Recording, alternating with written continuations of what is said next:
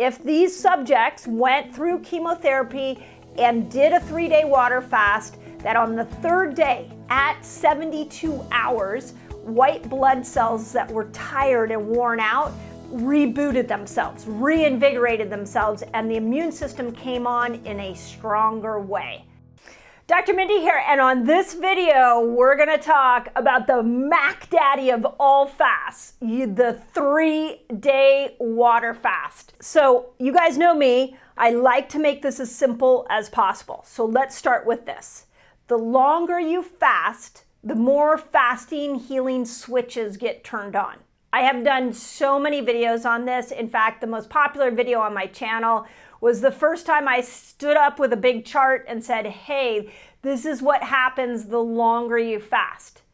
So when we look at the 72-hour fast, that is 3 days of fasting, we are looking at each switch that I teach you guys is going to get turned on, including the last switch that it gets turned on at 72 hours, which is an immune system reset. Now, the 72-hour fast was made very popular by Dr. Walter Longo. He has been a researcher in the fasting world for many years, and in his lab, he showed that if you went 72 hours of water only, his subjects were people going through chemotherapy. If these subjects went through chemotherapy and did a 3-day water fast, that on the third day at 72 hours, white blood cells that were tired and worn out rebooted themselves, reinvigorated themselves, and the immune system came on in a stronger way. We call those stem cells, and we now have taken his findings, and fasters all over the world use his 3-day water fast not only to reboot their immune system, but once those stem cells come surging in systemically through your body at 72 hours of a water fast, once that happens, you can repair musculoskeletal injuries. It will repair neurons in the brain. It will help with cancer cells that you may not even be aware are there. It will help you fight viruses. This is what I call the immune reset fast. But with these added stem cells, you can repair a lot of things. Along with, it's incredible for slowing the aging process down.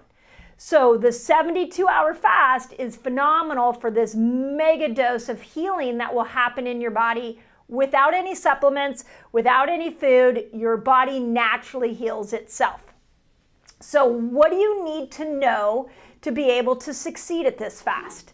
First, you have to know how to prepare for the 72-hour fast. I really want to encourage you to follow some really key principles to be able to succeed at this 3-day water fast.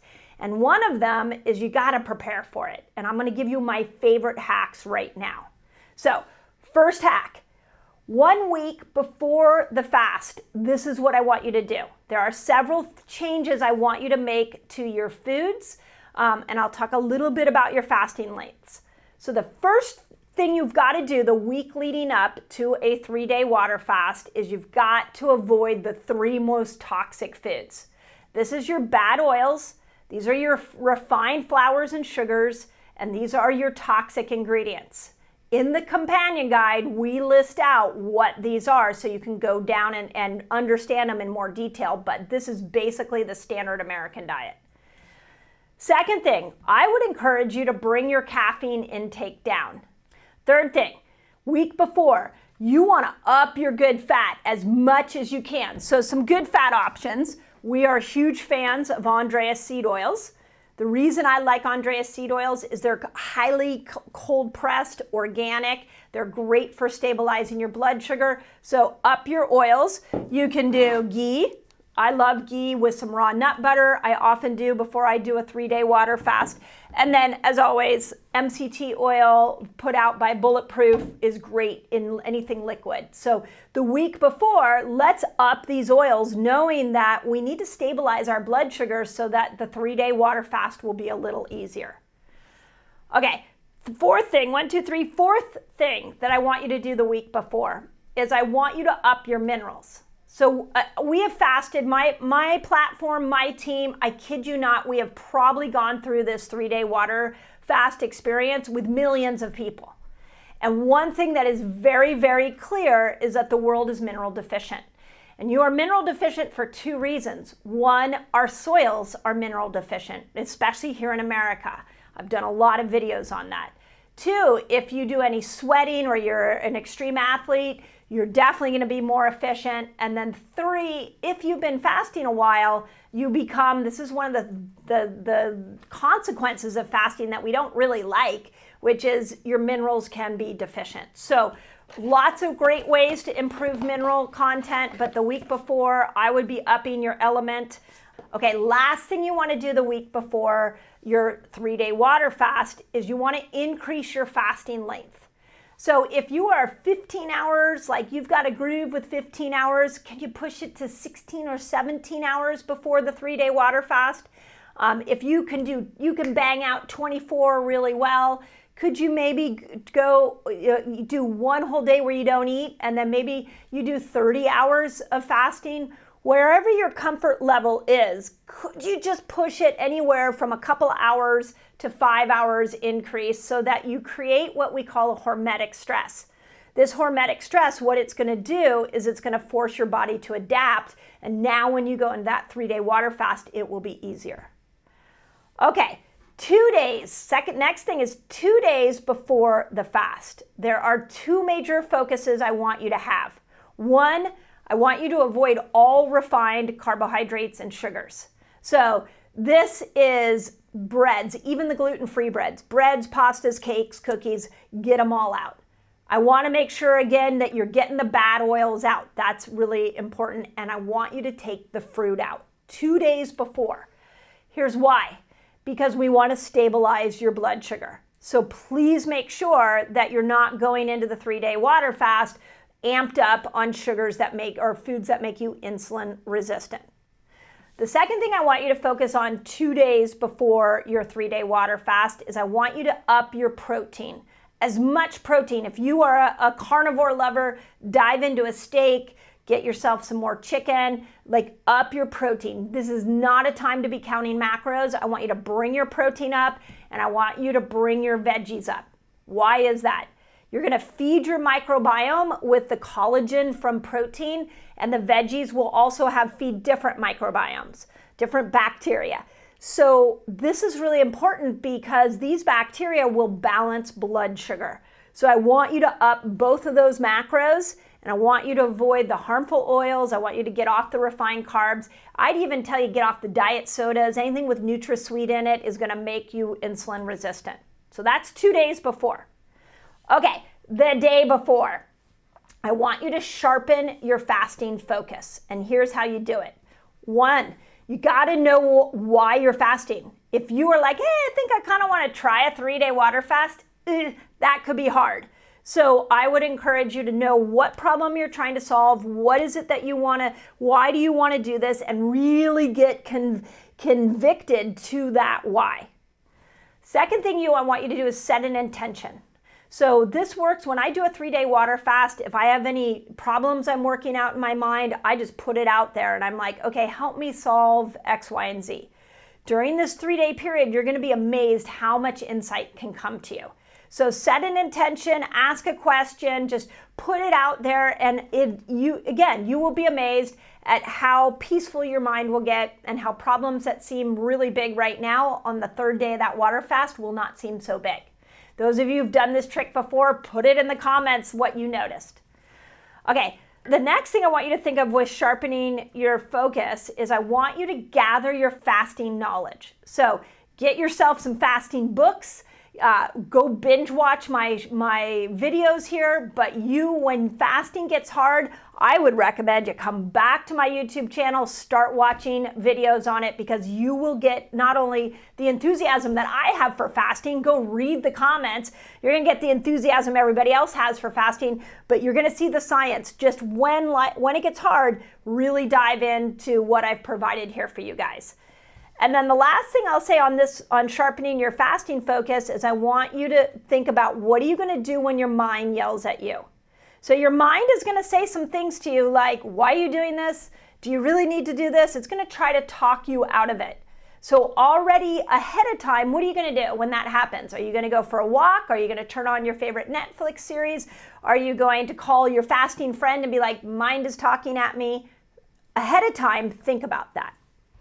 Okay, last two pieces to this, to the preparing for a fast. The fourth thing I want you to think about is know your boundaries. When do you need to break the fast? This usually comes from two things.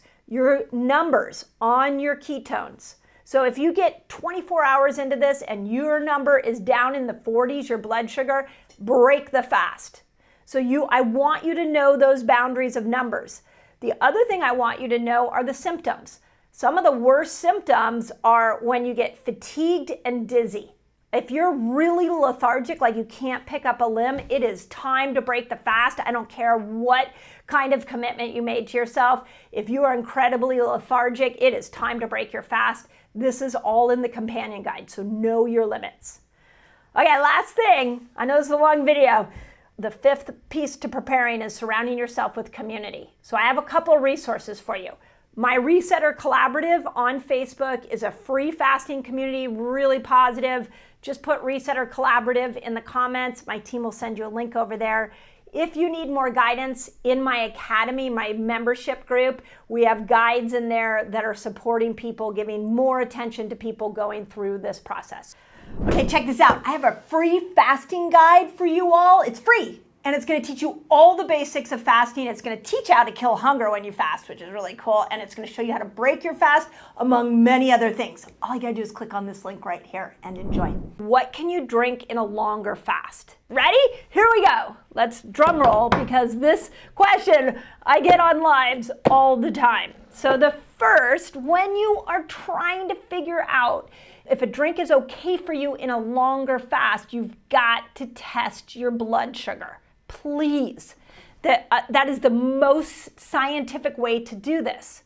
How that looks is you take your Keto Mojo or your CGM or whatever blood sugar reader you have. You take a blood sugar reading. You don't need to take a ketone reading. Then you drink the drink, whatever it is. Maybe it's Element.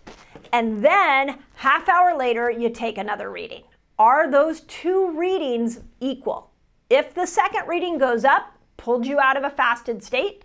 If it goes down, awesome. It's actually putting you deeper into a fasted state. If it stays balanced, that also can be quite good and just means it didn't touch your blood sugar and it's an approved drink. So know what is going to pull you out of a fasted state. You might do coffee and be fine. I might do coffee and not be fine. So this is why we have to test. It's our microbiome that really has an influence on our blood sugar levels. So I want you to test.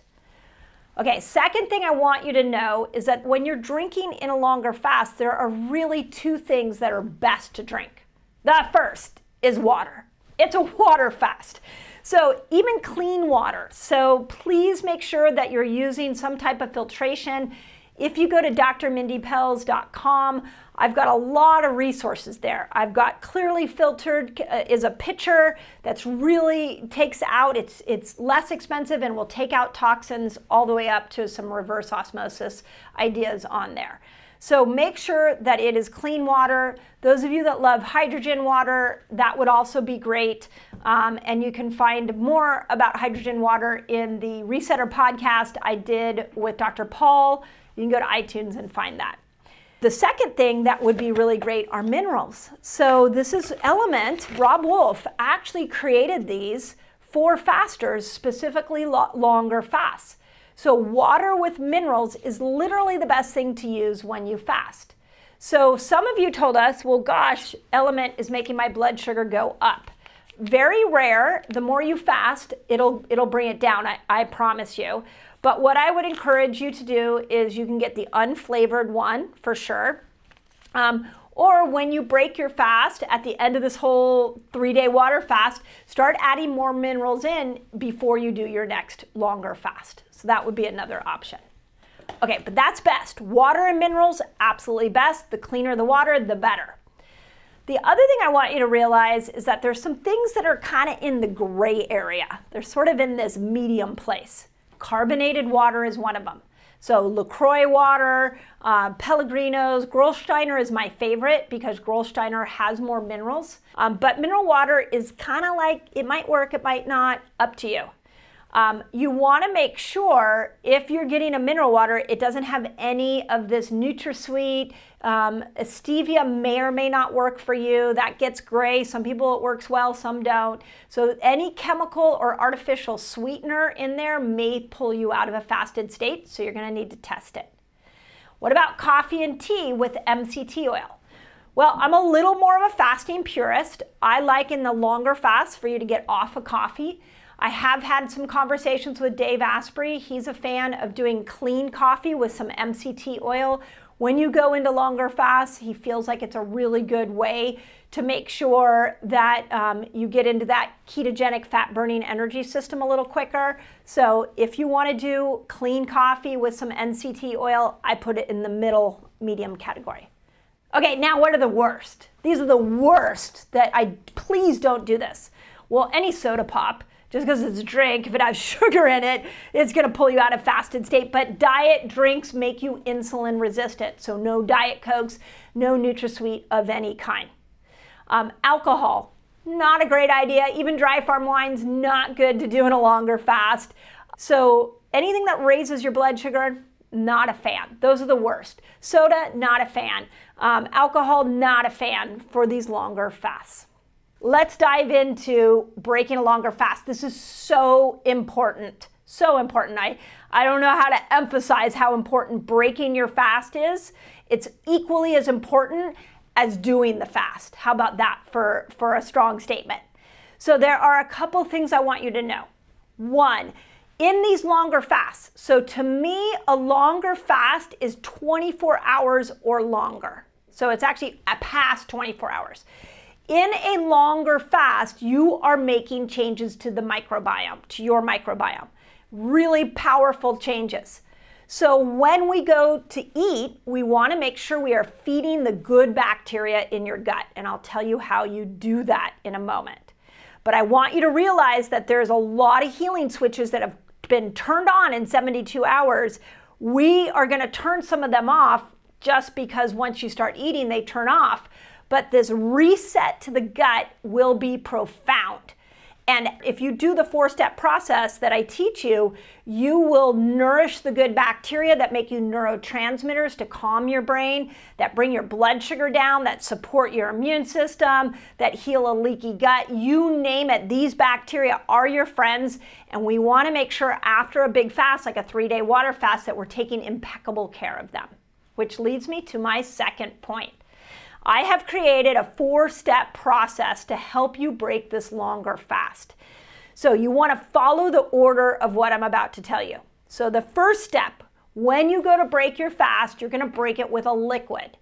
Now, I prefer that you break it with a broth. I actually think the best thing to break it with is bone broth. Bone broth has glycine in it, and glycine will really nourish the inner lining of your gut and prevent a leaky gut situation. Go listen to the podcast I did with Dr. Stephen Gundry. He talked about the number one challenge with people's energy right now is because they have a leaky gut. Well, if you just went through 72 hours of water fasting and the first thing that goes in your mouth is bone broth, you are really setting yourself up for success with your gut health and overcoming a leaky gut. I highly recommend it. If you're vegan and you want to do veggie broth, you can do that. If you want to do a green juice, this is kind of a new twist I'm going to throw in there. You can, but there's a couple of rules. It has to be organic, it has to be cold pressed, and there can't be any fruit in it. So if you want to do cucumber, if you guys love celery juice, things like that, you can do that in this first step if that is enjoyable for you. Okay, second step. Then after you've done your liquid, you're going to do a probiotic something. Probiotic rich anything. This is your sauerkrauts, your kimchis, your kombuchas, anything fermented pickles. You can do anything fermented. Cocoa, it's a coconut fermented yogurt. The reason you're doing something fermented is you want to add in some good probiotics. So that's step number 2. Step number 3. Now we want to feed the bacteria that we just added in, but we also want to feed the bacteria that may be flourishing from the 3-day water fast. So you want to add in prebiotic foods in this third step. So these are your fresh greens. These are your seeds, your raw seeds and your raw nuts. And these are your low glycemic foods. So some of your cruciferous foods. Now, in things like cauliflower and Brussels sprouts and broccoli, I would encourage you to lightly steam them. But otherwise, you could do a fresh set of greens with parsley and mint. There's so many yummy things you could do in this third step. Then the fourth step is now you're ready to eat a clean protein. So if you eat animal meat, then you're going to make sure that, especially after the 3-day water fast, make sure it doesn't have a lot of hormones in it. It's not pumped full of chemicals. So those are the 4 steps: a liquid, probiotic food, a prebiotic food, then a protein. Crucial point to this step: no refined carbohydrates at all. So make sure the breads, the pastas, cakes, cookies, none of that. You got to go through the 4 steps. Now, one of the questions we get a lot, and this is the third thing I want to bring to your attention, is how long in between each step? So I like somewhere between 30 minutes to an hour. So think about your fast. If you stop eating Monday at 3 and your 72 hours is Thursday at 3, that gives you some time to slowly work on making sure that every half hour you add a new step in. Do not add any other food in until you've done at least the 4 steps and that there's been at least a half an hour in between each step. Then you're going to be ready to dive into whatever you want. Why the steps? Okay, how many, and put in the comments, how many of you have done a fast and the minute the time's up, you do what I call the boomerang effect. You start to do more, you eat whatever, and then you feel horrible. So I'm trying to stop the boomerang effect. The other part of doing this 4-step process is I want to help you rebuild your microbiome. You just did something amazing in this 72 hours. So let's make sure you're rebuilding and resetting this gut. And then the third reason is that your gut hasn't eaten in 3 days. Let's slowly work ourselves into this process so that the gut doesn't go into shock. If you get bloated at all in this process, you may have something called SIBO, and it's a good chance more fasting is in store for you. I've done videos on gut issues, so go back and watch those. I'm sure my team will put some links in here for you on that. Last thing, what are some of the challenges that might happen if you don't follow these steps? So the first question I get a lot is, will I undo my results? No, you won't. All the healing switches, they still got turned on. What you may undo is the great gift you just gave your microbiome. So that's the only thing that you can undo, but all the autophagy, all the ketones, all the anti-inflammation, the bringing down insulin, all the fat burning stuff, you're not going to undo that. You've already accomplished that. But there's more that you can be doing to improve your microbiome health. The other thing you'll know if you don't do this is that you can get a lot of crampy gut. Your gut digestion might be like, whoa, can't take that, and you might get a cramping gut. You might get sleepy. Your body might not be able to handle the glycemic influx, and you might get pain. You just went through in a longer fast of anti-inflammatory experience. If you get gut problems, if you get sleepy, if you get a pain at all, I want you to realize that that food might not work for you. So it may be that you're allergic to that food, your body doesn't respond well to that food, so we have a really good opportunity to see what foods work well and don't work well for you, for all of us. Okay, how often should you do a longer fast? I will tell you, when I was coaching people one-on-one, that we were able to do a 72-hour fast once a week. But we were minding their numbers. I was watching them very closely. They were reporting those numbers back to me. So if you have an immediate crisis and you are looking to use fasting to really heal you, you can do it once a week, a 3-day water fast, but it has to be doctor supervised. I am not recommending it if you are not supervised by a doctor that is watching your numbers every single day. You also, if you're in an immediate crisis, you could do it once a month. Again, if you have cancer, if you have diabetes, pre-diabetic, please involve your doctor in this longer fast. But for prevention, if you just want to prevent and keep your health at its best, once a year is just fine for a 72-hour fast. Now, I want to throw a couple of things of caution out here to you guys. First, women, with these longer fasts, remember that we should not be doing anything longer than even intermittent fasting, but definitely not these longer fasts. 36, 48 to 72 hours should never be done the week before your cycle. That is the hardest time to fast. It will destroy your hormones. Please don't do that.